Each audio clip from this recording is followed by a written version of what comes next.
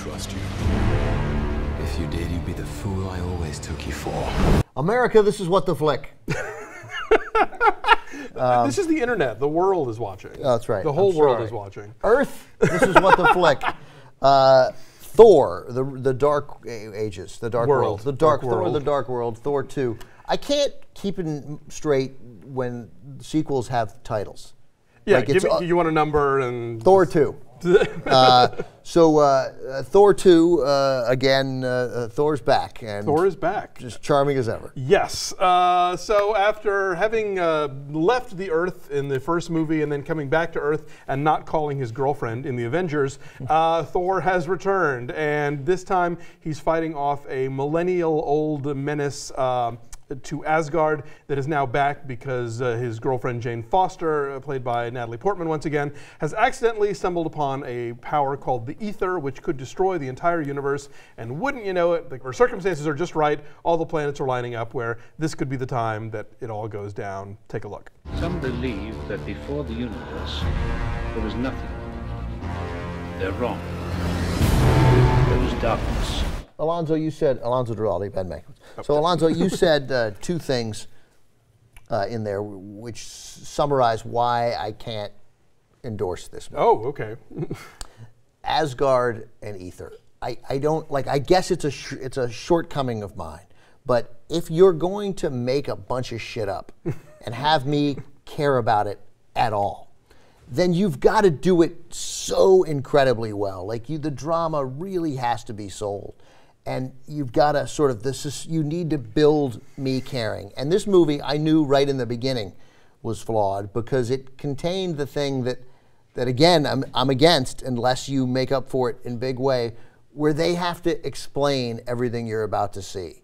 Like, there's been many wars fought in the great, you know, and I'm like, I don't care about Asgard. I don't care what the Ether is. Okay, well, I feel like, did you not get Asgard in the first movie sort of established enough that you could sort of take it as read this time? Or important point. Didn't see the first one. Didn't see it. I knew you were going to say that. Right. Okay. So, and I got that.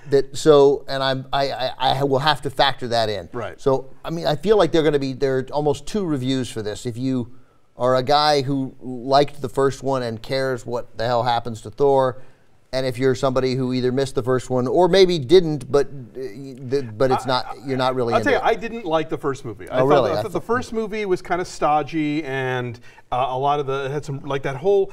It has this whole New Mexico town that looked so sort of ticky-tacky, made up. You know, it looked like something out of Supergirl, like really just cheap and non-effective. And this movie, I felt like, had a stronger sense of what works about this character, what's interesting to watch about this character. And in a way, it's almost more like, it's less of a sequel to the first Thor than it is a follow-up to the Avengers. Right. I kind of feel like, so we're sort of rolling along with that. And, you know, Alan Taylor is directing. This is a guy he's worked on pretty much every HBO show that ever existed. Yes, that's right, yeah. I think got this gig based on Game of Thrones. Fun fact, won the USA Film Festival short film competition in, I think, 1991. Is that right? When I first started working there, yeah, in Dallas.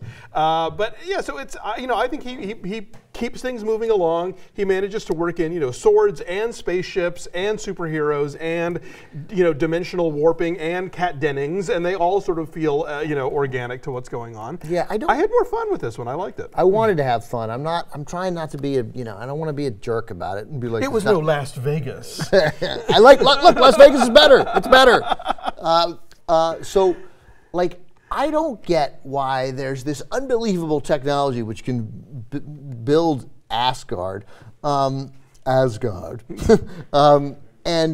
You're pissing off all of our Norse fans, just so you know. Right. So I don't get how this amazing technology can build this thing, and the spaceships come in, and they're like, one wing is longer, and they can fly sideways, and then like they go to war, and they're using swords, and I don't like. I got it. I guess you just have to accept that, but it feels stupid to me. I just went with it, I guess. I don't know. I can't. I mean, I'm sure somebody could give you a really, and I'm sure in the comments, you won't read them, but they'll give you a very detailed explanation. Invent a gun.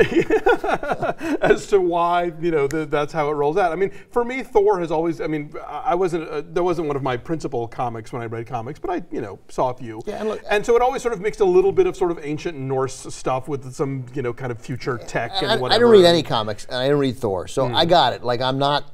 Like, go ahead, you can hammer me in the But comment. I don't know that you have to, or at least you should. I agree with you that you shouldn't have to enjoy the movie.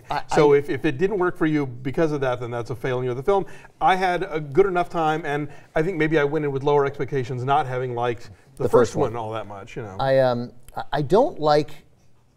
What takes me out of it is like in that first battle scene, or basically the first battle scene, the first scene where we see Thor, and it's a battle scene filled with the kind of stuff that just smells like the bad part of the '80s to me, where like he's almost killed, right? He almost, a couple of times. And who's the girl who has a crush on him? Jane Foster. Right. So no. Sif. The warrior girl. Lady Sif. Right. So and Lady Sif like holds up her shield at the last second, and then they say, you know, and she's like, and he's like, thanks for that. And she's like, you're welcome. You can't count on me every time. And there's like carnage going on around it. That to me is repellent. Like in every movie where I've ever seen it. Like I got it. I love clever, but people aren't clever when their lives are at stake. And like this whole legend of Thor is born about because she randomly happened to be there if she'd been 2 feet away. I guess we never get the movie. He just takes a knife through the neck, and that's the end of Thor. Like that really bothers me.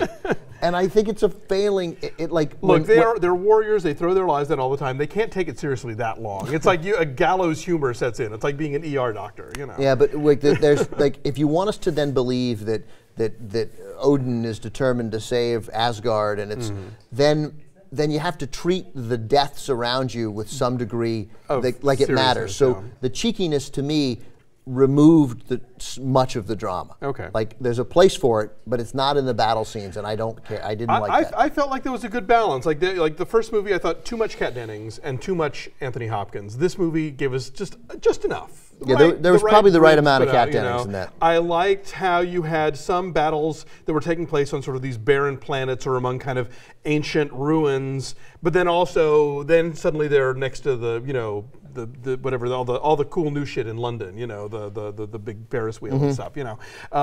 So I don't know. I thought this movie kind of got the balance of things right. It's disposable. It's not this great superhero movie, but I certainly found it entertaining, and I liked the back and forth. I did like the otherworld scenes and the Asgard, and then the otherworlds where they'd have these battles, and then all of a sudden we're at the posh restaurant in London. I did like that. I am bothered by the manner of which the bad guy, in all movies like this, one of the bad guys gets killed. Like, I don't, like, how come, it just strikes me as random that you can't, like, these are all powerful beings with all this power, and then somehow, but if a giant wall falls on them, they're crushed to death. Well, they've got to have an Achilles heel, or there's no story. I don't know. But I feel like you got to establish what it is. We got to establish what the Achilles heel is. It feels random to me. I thought this is one of those movies it's hard to talk about without getting into spoilers, and I will not get into spoilers. But I will say there were some plot things that I thought were smart and interesting and unexpected for a movie like this that then they kind of hastily undid at the end, you know, sort of like with Las Vegas, actually, you know, where I felt like, oh, you're going out here and you're going to do this thing that's kind of daring. Nice. Oh, no, you're not really doing it. You're not really doing it. But I had a good time. There are 2 servings of shawarma in this movie, so if you see it, stick around. They double up on little things. In the credits, you mean? Yes. Okay. Yeah. All right. So I'm just giving it a 5.5. I mean, it is well made. Yeah. You know, and there's some cool elements to it, and Natalie Portman is delightful. Yeah. And he's good. Absolutely. Chris Hemsworth he's a charming dude. But what was the last thing he was in? We just saw him in. Rush. Right, he's super charming in Rush. It's minimized here because again, it doesn't feel real even in an unreal world. Okay, well, like I said, this isn't a legendary great superhero movie, but it's a perfectly fun Friday night superhero movie. So I give it a 7.2. It's at 70 on the tomato meter. Our score is 6.4.